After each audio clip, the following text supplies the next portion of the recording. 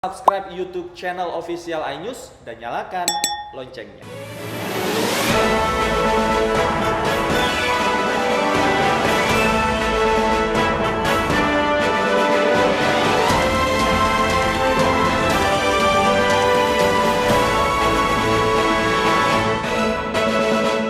Melanggar jam operasional PPKM, ratusan pengunjung kafe di Bandung, Jawa Barat dibubarkan petugas.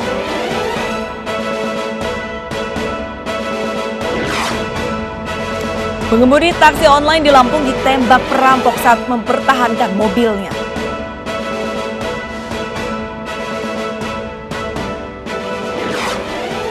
Ledakan bom dan serangan roket artileri menghantam Aleppo, Suriah Utara. Insiden ini menewaskan 7 orang.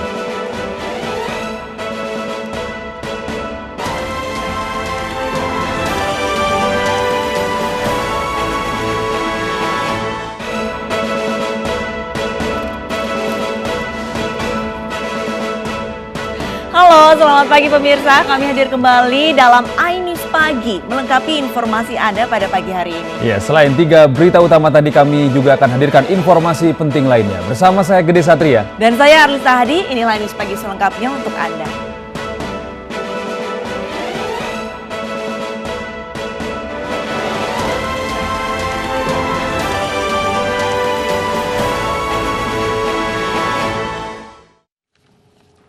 Pemirsa, kita awali informasi hari ini dari Medan. Tawuran antar warga kembali terjadi di Kecamatan Medan Labuhan, Kota Medan, Sumatera Utara. Polisi yang berupaya membubarkan tawuran justru diserang oleh salah satu kubu.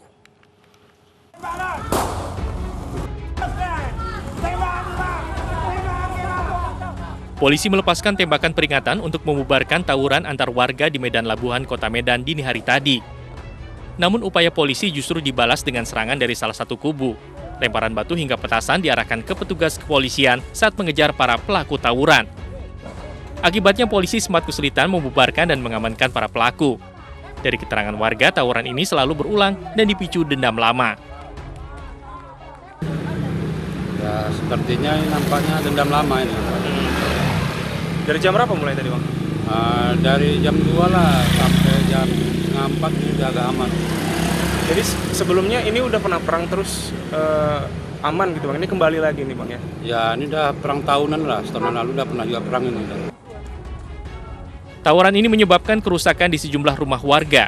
Tak hanya itu, tawuran juga sempat membuat arus lalu lintas dari Medan menuju Pelabuhan Belawan dan sebaliknya tersendat. Dari Medan, Sumatera Utara, Yuda Bahar, iNews melaporkan. Sementara itu pemirsa, 2 pasangan sejoli yang merupakan bandar narkoba diciduk tim Heina Satres Narkoba Polresta Padang di 2 lokasi berbeda. Penangkapan tersangka berlangsung dramatis saat salah satu tersangka berusaha melawan petugas.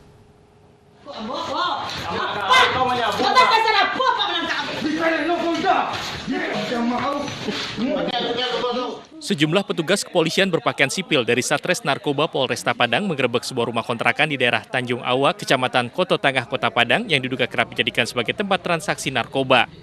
Ketegangan terjadi saat kekasih tersangka yang berinisial W menolak untuk diamankan karena turut menyembunyikan barang haram berupa 2 paket kecil narkotika jenis sabu di dalam kantong celana.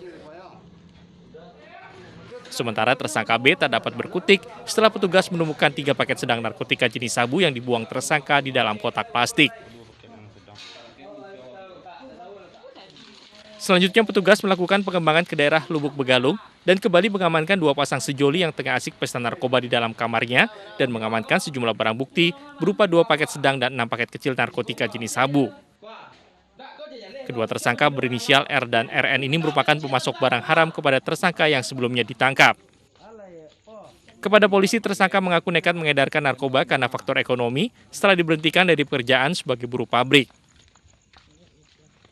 Atas perbuatannya, tersangka dijerat pasal 114 ayat 2 Undang-Undang Nomor 35 Tahun 2009 tentang penyalahgunaan narkotika dengan ancaman hukuman minimal 5 tahun penjara atau hukuman mati. Dari Padang, Sumatera Barat, Budi Sunandar, iNews melaporkan. Pemirsa, seorang pengemudi taksi online di Bandar Lampung menderita luka tembak di leher setelah melawan perampok yang hendak menggasak mobilnya. Pelaku melarikan diri setelah mobil korban terperosok ke tepi jalan.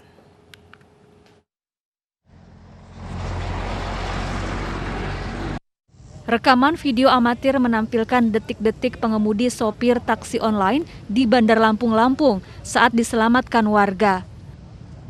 Sopir taksi online ini terluka parah akibat luka tembak di leher. Korban berjuang melawan penumpangnya yang hendak merampok mobil korban. Saat di perjalanan mengantarkan pelaku tiba-tiba memukul kepala korban. Pelaku kemudian menembak leher korban dengan senjata laras panjang. Korban pun tetap melawan hingga mobil yang dikemudikannya terperosok ke tepi jalan. Pelaku lalu melarikan diri karena warga sekitar mulai mendekat. Terjadi penembakan terhadap driver Maxim. Namun untuk yang lainnya masih kita lakukan pengembangan. Untuk saat ini kita fokus penanganan korban dan ke titik TKP seperti itu. Bang, luka tembaknya di bagian apa aja, Bang? Bagian leher. Untuk TKP-nya di mana, Bang? Di depan BPJS. Hingga kini polisi masih memburu pelaku, sementara korban dirawat intensif di rumah sakit. Dari Bandar Lampung, Andres Afandi, iNews melaporkan. Pemirsa, akibat luka tikam, sopir angkot di Medan, Sumatera Utara tewas. Polisi hingga kini masih memburu pelaku penikaman.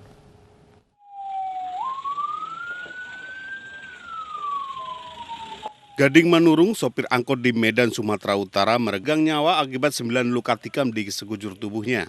Pelaku penikaman diduga rekan korban sendiri. Keduanya saat kejadian sedang mabuk di sebuah warung kopi di Jalan Garuda Raya, Kecamatan Medang Tembung, Medan, Sumatera Utara pada Minggu dini hari.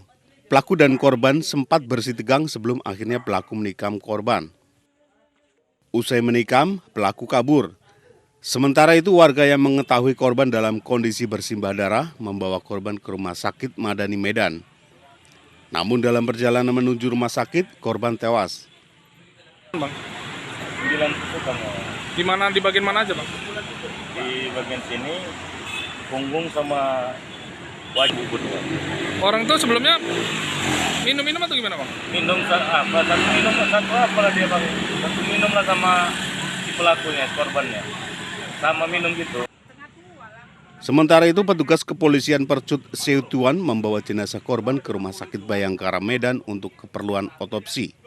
Jenazah korban rencananya akan dikebumikan di pekuburan Simalingkar Medan.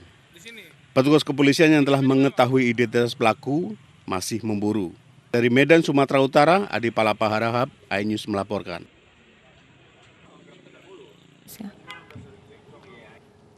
Pemirsa tidak terima saudaranya diperkosa, seorang TNI di Pangkalan Bun menganiaya pelaku hingga tewas. Saat ini oknum TNI ditahan oleh polisi militer TNI AD.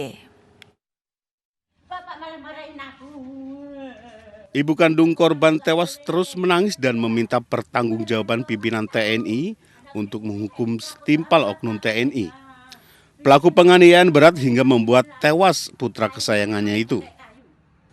Sebelumnya korban MA warga Jalan Kumpai Batu Atas RT 4 Kecamatan Arut Selatan, Pangkalan Bun, Kota Waringin Barat, Kalimantan Tengah, pada Sabtu malam sekitar pukul 20 diculik dari rumahnya oleh 4 orang anggota TNI dari markas Kipan B Yonif Rider 631 ATG Pangkalan Bun. Korban tewas pada Minggu siang saat akan dibawa menuju rumah sakit Sultan Imanuddin Pangkalan Bun. Korban MA tewas diduga akibat penganiayaan oknum TNI. Pas kemarin jam 8 malam ada 4 orang itu datang, itu pura-pura mengantarkan paket dan nanya nama Arifin. Saya nggak tahu.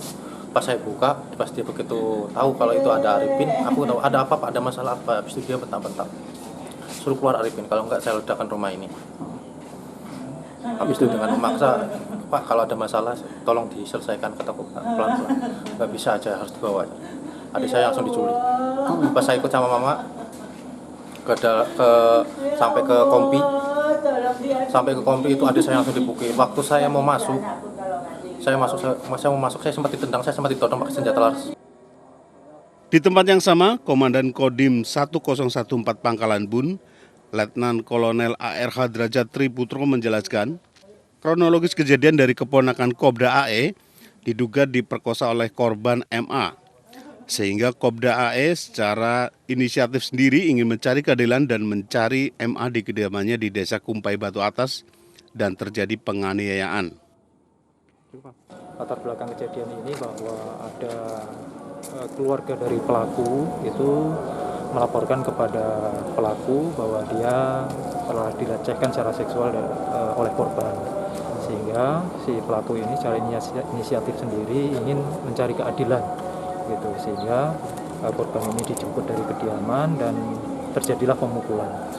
Ini sudah diproses oleh polisi militer dan dari pihak polisi militer akan segera melengkapi persyaratan-persyaratan untuk menjatuhkan hukuman terhadap oknum ini.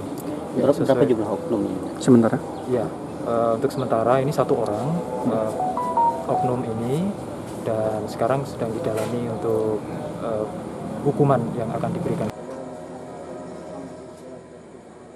Saat ini oknum Kopda AE masih ditahan di markas Kipan B Yonif Rider 631 ATG Pangkalan Bun dan terus menjalani pemeriksaan oleh polisi militer. Dari Pangkalan Bun, Kota Waringin Barat, Kalimantan, Sigit Zakwan melaporkan.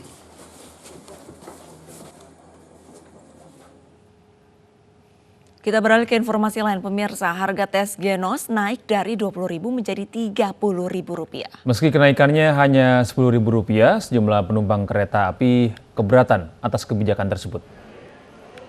Layanan tes COVID-19 Genos naik harga menjadi Rp30.000. Kenaikan harga tes Genos sudah terjadi di Pasar Senen, Stasiun Gambir, dan Stasiun Bekasi mulai Sabtu lalu. Pihak KAI menyatakan kenaikan tarif Genos ini merupakan penyesuaian dari harga sebelumnya yang merupakan harga promo saat peluncuran. Kenaikan harga ini ditanggapi beragam oleh calon penumpang. Mereka menilai sosialisasi kenaikan harga belum gencar dan cukup memberatkan bagi sebagian orang. Pemirsa, kami masih akan kembali usai jeda pariwara berikut ini.